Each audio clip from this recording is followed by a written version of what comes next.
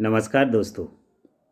यदि आप केंद्रीय विद्यालय मतलब केवी की वैकेंसी का इंतज़ार कर रहे थे तो अब आपका ये इंतज़ार ख़त्म हो गया है। केंद्रीय विद्यालय ने डायरेक्ट रिक्वायरमेंट निकाला हुआ है जिसमें officers, teaching, non teaching staff की वैकेंसी केंद्रीय विद्यालय द्वारा निकाली गई है।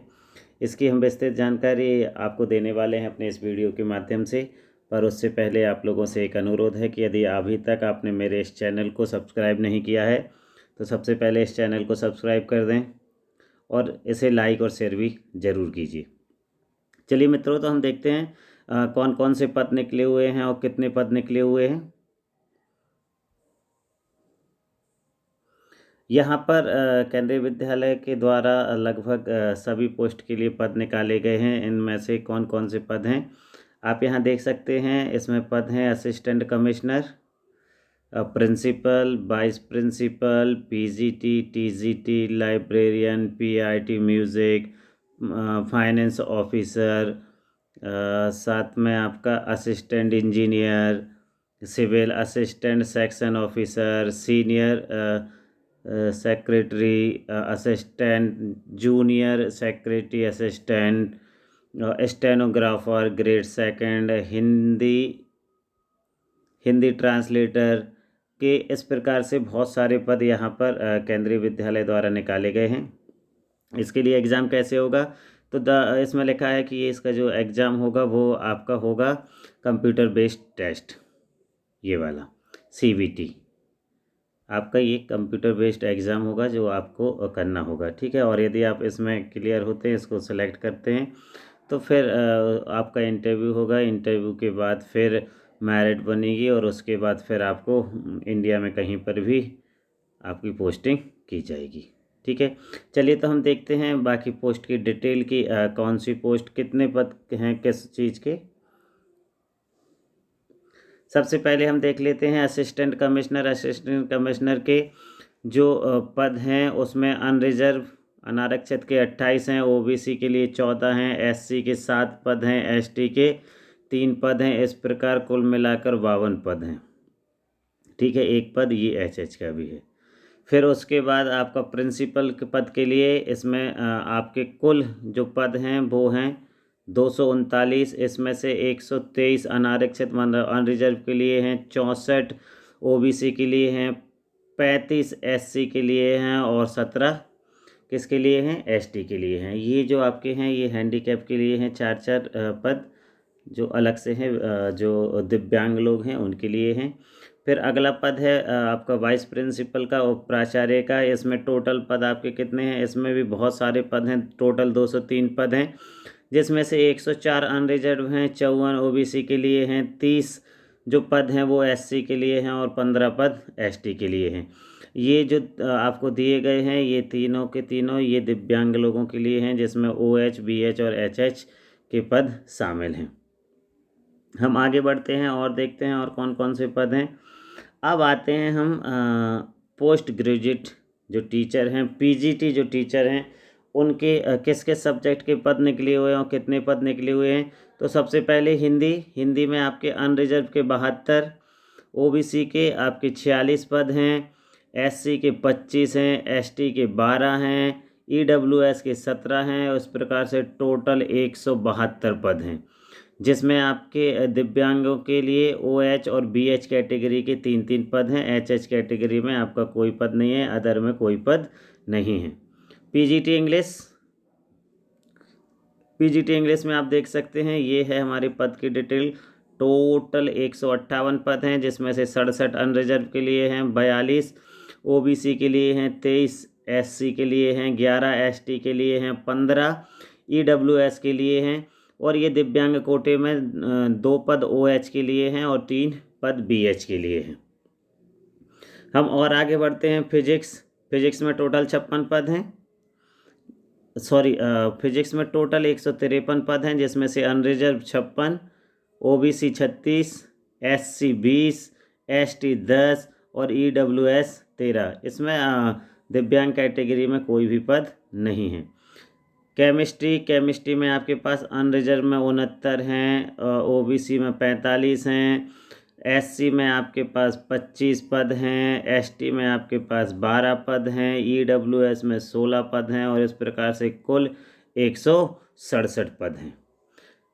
अगला maths, biology, history, geography, economics, commerce, computer science और बायोटेक्निक, इनमें जो पद हैं इसमें कुल पद आपके मैथ में 184 पद हैं। फिर आपके बायोलॉजी में 151 पद हैं, आपके हिस्ट्री में 63 पद हैं, ज्योग्राफी में 70 पद हैं, इकोनॉमिक्स में 97 पद हैं, कॉमर्स में 66 पद हैं, कंप्यूटर साइंस इसमें 142 कुल पद हैं, बायोटेक्निक में आपके कुल 4 पद हैं। इस प्रकार ये जो कुल वैकेंसी है ये है 1409 पदों के लिए। तो दोस्तों बिल्कुल देर नहीं कीजिए, आप जितने जल्दी हो इसकी तैयारी में लग जाइए और अपनी तैयारी सुचारू रूप से कीजिए और मैं दुआ करूंगा कि आप लोग का चयन इस परीक्षा में हो जाए। चलिए अब देखते हैं हम ट्रेंड ग्रेजुएट टीचर मतलब टीजीटी के लिए आपके सब्जेक्ट हैं हिंदी में कुल 155 पद अनरिजर्व के लिए हैं, 101 पद ओबीसी के लिए हैं, एससी के लिए 56 पद हैं, एसटी के लिए 28 पद हैं, ईडब्ल्यूएस के लिए 37 पद हैं और कुल 377 पद हैं, जिसमें दिव्यांग के लिए ओएच और बीएच कैटेगरी में 6 पद आपके शामिल हैं। हम इंग्लिश में देखते हैं तो इंग्लिश में आपके कुल अनारक्षित पद 163, ओबीसी 108, एससी 60, एसटी 30, ईडब्ल्यूएस 40 और कुल 401 पद, जिसमें से ओएच और बीएच कैटेगरी में 7 और 8 पद हैं। हालांकि यहाँ जो बीएच कैटेगरी में 8 पद हैं उसमें स्टार लगा हुआ है, इसका मतलब ये कुछ कम या ज़्यादा भी हो सकते हैं। ये आप यहाँ स्टार देख सकते हैं, ये 2 सब्जेक्ट में दिया हुआ है, एक इंग्लिश और एक संस्कृत, इसमें स्टार लगा हुआ है, मतलब ये पद कुछ कम या ज़्यादा हो सकते हैं। अगला संस्कृत में अनारक्षित कुल 100 पद, एक पद, ओबीसी के 66 पद हैं, एससी के 36 पद हैं, एसटी के 18 पद हैं, ईडब्ल्यूएस के 24 पद हैं और कुल 245 पद हैं। मित्रों ये सारी की सारी डिटेल आप सारे सब्जेक्ट के अनुसार यहाँ देख पा रहे हैं। इसको विस्तार से समझाऊंगा तो बहुत समय लगेगा, यहाँ आप खुद देख सकते हैं। इसमें से कुल जो पद हैं वो 3176 पद हैं, मतलब बहुत बम्पर भर्ती है, पदों की कोई कमी नहीं है। आप तैयारी कीजिए और बस अपना चयन निश्चित कीजिए।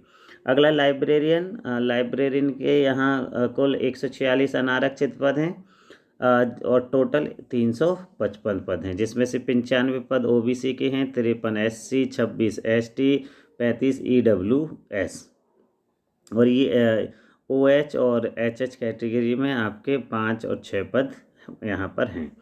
अब प्राइमरी टीचर म्यूज़िक, तो यहाँ पर कुल अनारक्षित 124 पद हैं, ओबीसी के 81 पद हैं, एससी के 46 पद हैं, इसमें स्टार लगा हुआ है, मतलब कुछ कम या ज़्यादा हो सकते हैं क्योंकि ये बैकलॉग, इनमें इंक्लूडिंग देखिए लिखा हुआ है इंक्लूडिंग बैकलॉग वैकेंसी, क्योंकि इसमें बैकलॉग वैकेंसी भी शामिल है।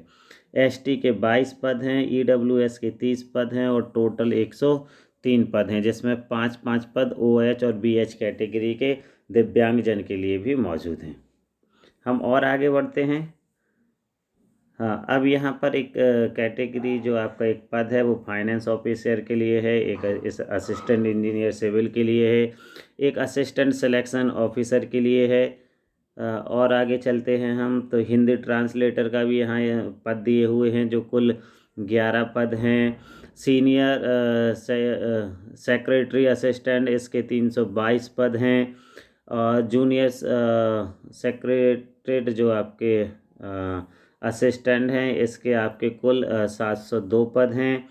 स्टेनोग्राफर के कुल 54 पद हैं, इसमें भी वो अनरिजर्व और बिलोंगिंग टू जनरल कैटेगरी इस कर दिया हुआ है, मतलब आप देख सकते हैं अनरिजर्व आप कहाँ से आ रहे हैं।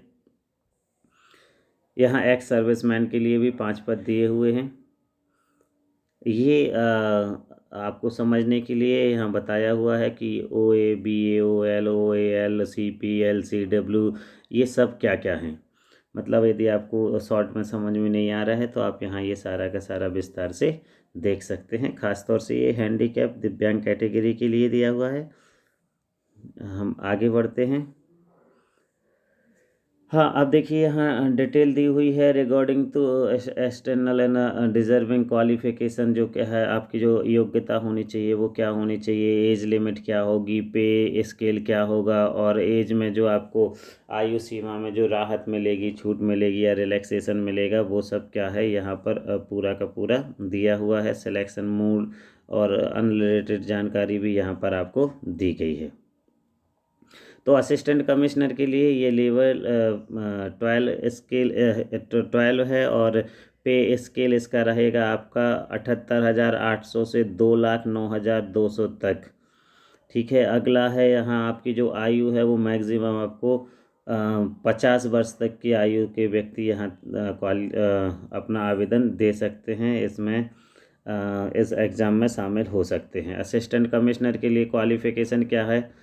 असिस्टेंट कमिश्नर के लिए मास्टर डिग्री होना ज़रूरी है, एकेडमिक है चूँकि, तो मास्टर डिग्री होनी चाहिए किसी विश्वविद्यालय से जो कि मान्यता प्राप्त हो, 45% के साथ बीएड हो, और साथ में कोई उसके यदि इक्वलेंट डिग्री हो तो वो भी चलेगी। एक्सपीरियंस में कितना चाहिए आपके पास 15,600 से 39,100 का grade pay with 7,600 pre reserve level 12 का जो 78,800 वाला स्केल है, 7th पे स्केल सीपीसी, इसमें कम से कम 3 साल का अनुभव होना ज़रूरी है। साथ में आपको कंप्यूटर का नॉलेज भी होना ज़रूरी है, कंप्यूटर का ज्ञान होना भी ज़रूरी है।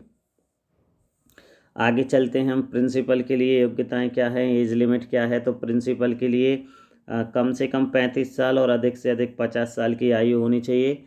शैक्षणिक योग्यता में कोई मास्टर डिग्री होनी चाहिए कम से कम 45% के साथ, मान्यता प्राप्त विश्वविद्यालय से बीएड या उसके समकक्ष कोई डिग्री होनी चाहिए, और एक्सपीरियंस भी आपके पास होना चाहिए। एक्सपीरियंस में आपके पास क्या होना चाहिए, आप किसी भी सेंटर या स्टेट गवर्नमेंट की जो पे है, या जो पे का लेवल है या जो स्तर है, उसमें आपका लेवल 12 78,800 से 2,92,200 का जो पे स्केल है, इसके आसपास आपको होना चाहिए।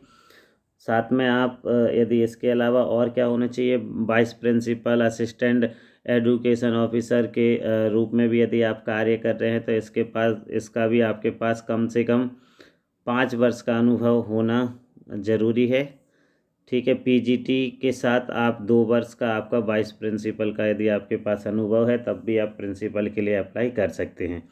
ये सारी की सारी जानकारी यहाँ दी गई है, आप आराम से देख सकते हैं, पढ़ सकते हैं और समझ सकते हैं इसको। हम आगे चलते हैं। वाइस प्रिंसिपल ये लेवल 10 का पद होता है। इसका के लिए आपको जो आयु सीमा है वो कितनी होनी चाहिए, 35 वर्ष से लेकर 45 वर्ष तक। आपकी शैक्षणिक योग्यता किसी भी मान्यता प्राप्त विश्वविद्यालय से कम से कम 50% अंकों के साथ मास्टर डिग्री होनी चाहिए, बीएड या इसके समकक्ष कोई डिग्री होनी चाहिए, और आपके पास एक्सपीरियंस भी होना चाहिए। एक्सपीरियंस कितना होना चाहिए, कम से कम 2 साल का एक्सपीरियंस आपके पास किसी भी working post of vice principal, centre या स्टेट गवर्नमेंट की जो मान्यता प्राप्त कोई एक संस्था है जिससे आपको कम से कम 2 वर्ष का वाइस प्रिंसिपल का एक्सपीरियंस होना चाहिए, या कम से कम 6 वर्ष का एक्सपीरियंस आपको पोस्ट ग्रेजुएट टीचर और लेक्चरर के रूप में होना चाहिए, सेंटर या स्टेट गवर्नमेंट के द्वारा। ठीक है, साथ में 10 ईयर का आपको combined experience working as a PGT या लेक्चरर के रूप में, टीजीटी और सेंटर स्टेट गवर्नमेंट के रूप में भी आप यदि हैं तो आप इसके लिए पात्र होंगे। आपको कंप्यूटर का ज्ञान होना ज़रूरी है। अब आते हैं हम पोस्ट ग्रेजुएट टीचर। आपको जो ये पीजीटी है इसके लिए क्या क्या योग्यताएं होना ज़रूरी है। देखिए यहाँ सब्जेक्ट वाइज दिया है, हिंदी में, इंग्लिश में, physics, chemistry, economics, commerce, math, biology, history, geography, computer science और बायोटेक्नोलॉजी। इसमें आपके पास क्या क्या योग्यताएं होनी चाहिए। पे स्केल लेवल 8 है तो 47,600 से 1,51,100 ये आपका पे स्केल रहेगा। आपकी एज कितनी होनी चाहिए, आप अधिकतम 40 वर्ष की आयु आपकी होनी चाहिए। 40 वर्ष से अधिक यदि आप हैं तो आप फिर इसके लिए योग्य नहीं होंगे। हाँ, कुछ विशेष विभागों में कुछ छूट दी गई है आयु सीमा में, उसको हम बाद में पढ़ेंगे। एजुकेशनल क्वालिफ़िकेशन क्या होनी चाहिए? एजुकेशनल क्वालिफ़िकेशन में आपको देखिए ये कह रहे हैं कि qualification as the per post, एक मतलब सारे के सारे पीजीटी के लिए जो योग्यता है वो क्या होनी चाहिए? 2 ईयर इंटीग्रेटेड पोस्ट ग्रेजुएशन होना चाहिए, MSc course of regional college और education of NCERT in the subject concept के द्वारा। मास्टर डिग्री होनी चाहिए आपके पास किसी भी यूनिवर्सिटी से, जो कि वैध यूनिवर्सिटी हो, उससे कम 50% अंक आपके होने चाहिए। मतलब यदि आप पीजीटी के लिए अप्लाई कर रहे हैं तो आपका पोस्ट ग्रेजुएशन में 50% अंक होना ज़रूरी है। चलिए अब देखते हैं हम यहाँ कि आगे क्या कह रहे हैं। आगे बता रहे हैं पीजीटी के लिए आपका पोस्ट ग्रेजुएशन इंग्लिश में होना चाहिए। पीजीटी इंग्लिश के लिए यदि आप पीजीटी हिंदी के लिए अप्लाई कर रहे हैं तो हिंदी और संस्कृत, ठीक, with as one of the subject of graduation. Hindi और संस्कृत में से कोई एक विषय आपका ग्रेजुएशन में होना चाहिए। ठीक है। साथ में फिजिक्स के लिए फिजिक्स या इलेक्ट्रॉनिक्स, अप्लाइड फिजिक्स और न्यूक्लियर फिजिक्स, इसमें आपका मास्टर्ड होना ज़रूरी है। केमिस्ट्री में यदि आप पीजीटी केमिस्ट्री के लिए अप्लाई कर रहे हैं तो केमिस्ट्री और बायो केमिस्ट्री में मास्टर्ड होना ज़रूरी है। इकोनॉमिक्स में आपका एमए इकोनॉमिक्स या अप्लाइड इकोनॉमिक्स या बिजनेस इकोनॉमिक्स होना ज़रूरी है। पीजीटी कॉमर्स के लिए आपका कॉमर्स में जो डिग्री होती है एमकॉम, उसका होना ज़रूरी है। लेकिन इसमें कह रहे हैं MCom in applied business economics वाले यदि कोई बंदा है तो वो इस पद के लिए योग्य नहीं होगा। आगे चलते हैं। मैथ में आपका मैथमेटिक्स या अप्लाइड मैथमेटिक्स से एमएससी होना ज़रूरी है।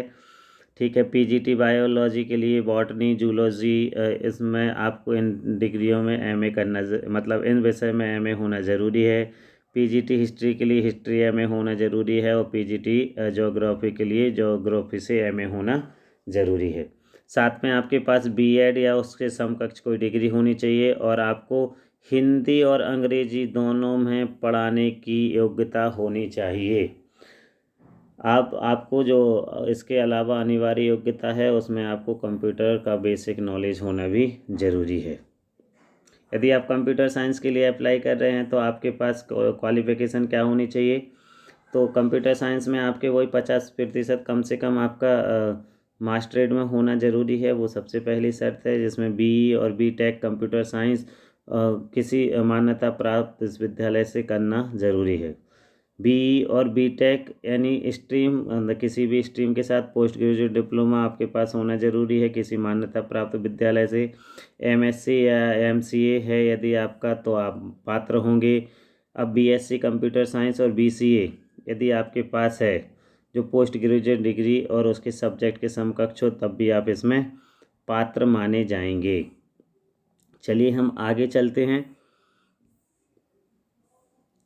अब आप यदि ट्रेंड ग्रेजुएट टीचर के लिए अप्लाई कर रहे हैं, टीजीटी के लिए अप्लाई कर रहे हैं, इसमें Hindi, English, social science, Sanskrit, math, physical education यानी मतलब पीई, आर्ट एजुकेशन एई और वर्क एक्सपीरियंस डब्ल्यूई, ये लेवल 7 का एग्ज़ाम होगा। इसमें आपकी अधिकतम आयु 35 वर्ष से अधिक नहीं होनी चाहिए। अब आपके लिए योग्यताएं क्या होगी? तो टीजीटी इंग्लिश के लिए इंग्लिश आपका मुख्य सब्जेक्ट होना चाहिए, किसमें? ग्रेजुएशन में, ये दिया हुआ है। हिंदी के लिए आपको मुख्य सब्जेक्ट वो ग्रेजुएशन में आपका हिंदी साहित्य होना ज़रूरी है। एसएसटी के लिए आपको किन्हीं 2 सब्जेक्ट ग्रेजुएशन में होने ज़रूरी हैं। वो 2 सब्जेक्ट कौन से हैं अभी हम देखते हैं। देखिए ये हैं वो 2 subject, history, geography, economics, political science, इनमें से आपका एक होना ज़रूरी है। मतलब जैसे हिस्ट्री और ज्योग्राफी, इसमें से एक होना आपका ज़रूरी है। टीजीटी साइंस बॉटनी, जूलॉजी और केमिस्ट्री का यदि आपका कॉम्बिनेशन है तो आप टीजीटी साइंस के लिए योग्य हैं। संस्कृत में आपका संस्कृत का बीएड स्नातक स्तर पर आपका संस्कृत होना ज़रूरी है 3 वर्ष में। मैथ के लिए आपके पास बैचलर डिग्री मैथमेटिक्स से होनी चाहिए। ठीक है, जिसमें physics, chemistry, electronic, computer science या स्टैटिक्स ये आपका ग्रेजुएशन में होगा। साथ में आपके पास बीएड डिग्री होना ज़रूरी है और मुख्य बात जो अभी हमने पीजीटी में देखी थी, जो नहीं थी, वो यहाँ है कि आपके पास सीटेट सेकंड पेपर का जो होता है वह क्लियर होना, वह पास होना ज़रूरी है। आपको हिंदी इंग्लिश दोनों में पढ़ाना आना चाहिए, क्योंकि दोनों माध्यम का ज्ञान होना चाहिए, और कंप्यूटर नॉलेज आपके लिए ज़रूरी है। अब पी टीचर मतलब फिजिकल एजुकेशन ए और डब्ल्यू के लिए ये 7 लेवल का है। इसके लिए अधिकतम आयु 35 वर्ष। एजुकेशन क्वालिफिकेशन, यदि आप पी फिजिकल एजुकेशन टीचर के लिए अप्लाई कर रहे हैं तो आपके पास क्या योग्यता होनी चाहिए? आपके पास बैचलर डिग्री होनी चाहिए फिजिकल एजुकेशन में, मतलब बीपीएड होना ज़रूरी है। यदि आप एई के लिए कर रहे हैं तो आपके आर्ट इंटीग्रेटेड के लिए तो आपका जो डिप्लोमा है ड्राइंग और पेंटिंग में वो होना ज़रूरी है, और हिंदी इंग्लिश दोनों में आपको का नॉलेज होना और उस पढ़ाना आना चाहिए। कंप्यूटर का नॉलेज भी ज़रूरी है। यदि आप डब्ल्यू वर्क एक्सपीरियंस टीचर के लिए अपना आवेदन कर रहे हैं तो आपके पास ये सारी योग्यताएं होना ज़रूरी है। चलिए हम आगे बढ़ते हैं। हम आगे देखते हैं कि आगे और कौन सा पद है लाइब्रेरियन के लिए। लाइब्रेरियन के लिए आपकी जो आयु है वो 35 वर्ष से अधिक नहीं होनी चाहिए। क्वालिफिकेशन बैचलर डिग्री होनी चाहिए आपके पास। लाइब्रेरी साइंस में पुस्तकालय विज्ञान में आपके पास पोस्ट ग्रेजुएशन होना ज़रूरी है। हिंदी इंग्लिश दोनों का नॉलेज होना चाहिए, साथ में आपके पास कंप्यूटर का भी नॉलेज होना चाहिए। अब आते हैं हम किसकी तरफ? प्राइमरी टीचर, ये जो म्यूज़िक के लिए है, हमने अभी देखा था उसमें। तो जो प्राइमरी म्यूज़िक टीचर है उसके लिए आपके पास अधिकतम आयु 30 वर्ष, इससे अधिक नहीं होनी चाहिए। लेवल 6 का एग्ज़ाम है। प्राइमरी म्यूज़िक टीचर के लिए आपके पास क्या योग्यता होनी चाहिए? सीनियर सेकेंडरी स्कूल में कम से कम 50% अंक होने चाहिए। ठीक है, इसी के साथ आपके पास बैचलर डिग्री होनी चाहिए म्यूज़िक में। हिंदी अंग्रेजी दोनों में पढ़ाने का आपको मतलब दोनों भाषाएं आना ज़रूरी है, और साथ में आपको कंप्यूटर का नॉलेज भी ज़रूरी है। नोट दिया हुआ है इसमें, candidate who have obtain diploma in music are not eligible, जिनने केवल डिप्लोमा किया हुआ है वो इसके लिए योग्य नहीं हैं। फाइनेंस ऑफिसर, इसके लिए अधिकतम आयु 35 वर्ष होनी चाहिए। योग्यता बीकॉम 50% अंकों के साथ आपने बीकॉम किया हो, एमकॉम किया हो 50% के अंकों के साथ, और आपके पास 4 साल का पोस्ट क्वालिफिकेशन एक्सपीरियंस होना भी ज़रूरी है। यहाँ 3 वर्ष का अनुभव होना ज़रूरी है। साथ में कंप्यूटर का नॉलेज भी ज़रूरी है। असिस्टेंट इंजीनियर की पोस्ट, असिस्टेंट सीनियर ऑफिसर की पोस्ट, इनके अलावा अब आपके पास क्या आना चाहिए? हिंदी ट्रांसलेटर, इसके लिए अधिकतम 35 वर्ष की आयु होनी चाहिए। आपके पास ये सारी योग्यताएं उसमें मौजूद होनी चाहिए। ये देखिए जूनियर असिस्टेंट, एज रिलैक्सेशन देख लीजिए आप, जो सारे पदों के लिए बहुत ज़रूरी है। क्या है? शेड्यूल कास्ट या शेड्यूल ट्राइबल के जो कैंडिडेट हैं उनको 5 साल का आयु में छूट मिलेगी, एज में रिलैक्सेशन मिलेगा। अदर बैकवर्ड क्लास वालों को 3 साल का छूट मिलेगी या रिलैक्सेशन मिलेगा। यदि आप महिला हैं तो सभी महिला कैंडिडेटों को, सभी कैटेगरी की महिला कैंडिडेटों को, चाहे वो पीजीटी हो, टीजीटी हो, लाइब्रेरियन हो और पीआईटी हो, इनके लिए आपको 10 वर्ष की आयु में छूट मिलेगी। जो केबीएस एम्प्लॉय हैं उनको उम्र की कोई सीमा ही नहीं है। आप कितनी भी उम्र के हैं तो आप यहाँ आवेदन कर सकते हैं। जिन कैंडिडेट ने पिछले 3 वर्षों से सेंट्रल गवर्नमेंट में अपनी सेवाएं दे रहे हैं उनके लिए, जनरल वर्ग के अनारक्षित वर्ग के लिए 5 साल, ओबीसी के लिए 8 वर्ष और अन्य एससी एसटी वर्ग के लिए 10 वर्ष की आयु सीमा में छूट होगी।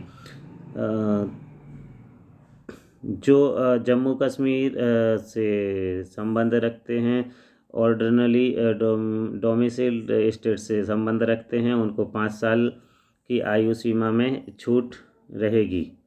ठीक, एससी एसटी के जो हैंडीकैप्ड या डिसेबिलिटी कैंडिडेट हैं इंक्लूडिंग वुमेन, उनको 15 वर्ष SC ST OBC के 13 वर्ष और जनरल वालों को 10 वर्ष की आयु सीमा में छूट मिलेगी। एक्स सर्विसमैन जनरल कैटेगरी, इसको 5 वर्ष का इसमें छूट मिलेगी, रिलैक्सेशन मिलेगा। और OBC वालों को 5-3 मतलब 8 वर्ष का की छूट मिलेगी। और यदि SC ST से हैं आप तो केवल पोस्टेड ओनली ग्रुप ए में हैं तो आपको ये 10 साल का और रिलैक्सेशन मिलेगा। हम आगे बढ़ते हैं। ये देखिए आप यहाँ पर ये सारी की सारी दी गई हुई है किसको किस आयु में कितनी छूट मिलेगी, किस कैटेगरी को मिलेगी, आप इसको थोड़ा सा देख लीजिएगा। हम आगे चलते हैं। ये सारे की सारी जो क्वालिफ़िकेशन है, एज लिमिट है, उसका यहाँ पर पूरा विवरण दिया गया हुआ है कि आप कब जो आवेदक होगा उसको कब कितनी आयु का होना ज़रूरी है।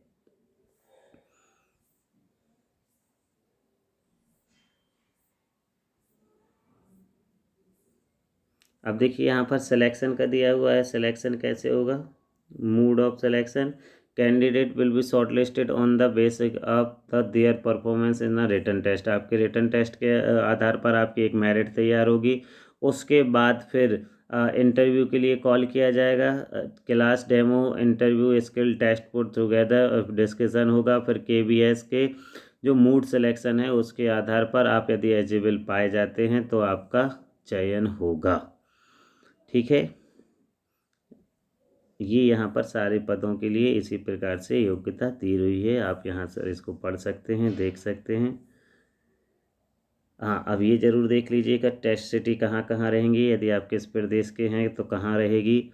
यदि आप महाराष्ट्र के हैं तो जलगांव, फिर महाराष्ट्र में कोल्हापुर, लातूर। हम और आगे चलते हैं।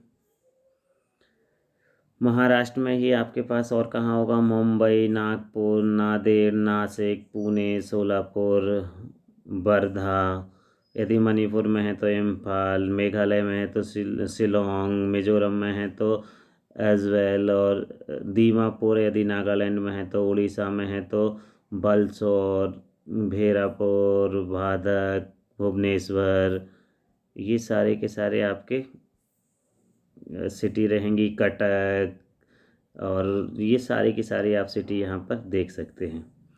आप यदि राजस्थान से हैं तो आपकी कौन कौन सी मुख्य सिटी होंगी। इस प्रकार से आप अपने आसपास आपको जो सिटी ज़्यादा पास पड़ रही है वहाँ पर आप उसको चुन सकते हैं और उनके अनुसार आप अपने यातायात के साधन देखकर इन सिटियों का चयन कीजिएगा।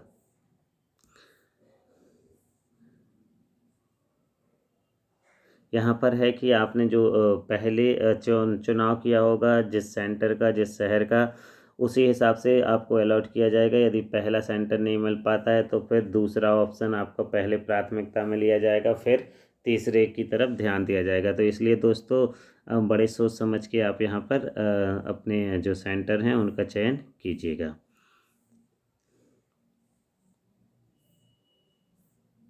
आपको कैसे अप्लाई करना है यहाँ दिया हुआ है। How to apply candidate are required to apply online through. आपको ऑनलाइन के माध्यम से जाकर KBS संगठन की जो वेबसाइट है www.kbssangathan.nic.in, इस पर जाकर आप क्या कर सकते हैं, अपना एप्लीकेशन डाल सकते हैं, आवेदन कर सकते हैं। इसके अलावा कोई दूसरा मोड नहीं दिया गया है। ठीक है, अब आपको क्या करना होगा, आपके पास वैलिड पर्सनल ईमेल आईडी होना ज़रूरी है, मोबाइल नंबर आपका होना चाहिए। ठीक है, advice not to share mention a email ID और log in a credential to any other person. आप अपनी भी जो जानकारी है जैसे मेल आईडी या कोई दूसरी अन्य जानकारी वो किसी और से आप शेयर ना करें। ईमेल और SMS के माध्यम से आपको एडमिट कार्ड मिल जाएगा, आप वहीं से इसको डाउनलोड कर सकते हैं। कहते हैं in case a candidate does not have a valid personal email ID he see his should create. यदि आपके पास नहीं है तो आप ऑनलाइन अप्लाई करने से पहले अपनी ईमेल आईडी बना लीजिए। ठीक है, कंप्लीट डिटेल भरने के बाद आप उसको एक बार आराम से पढ़ लीजिए, केयरफुली पढ़िएगा। उसके बाद ही फिर आप क्या करेंगे, आप आवेदन कीजिएगा। ये देख लीजिएगा कि आप योग्य हैं या नहीं हैं।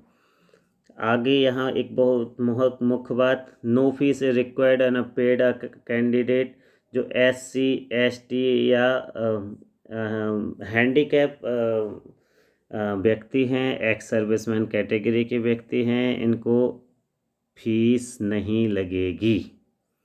No fee is required.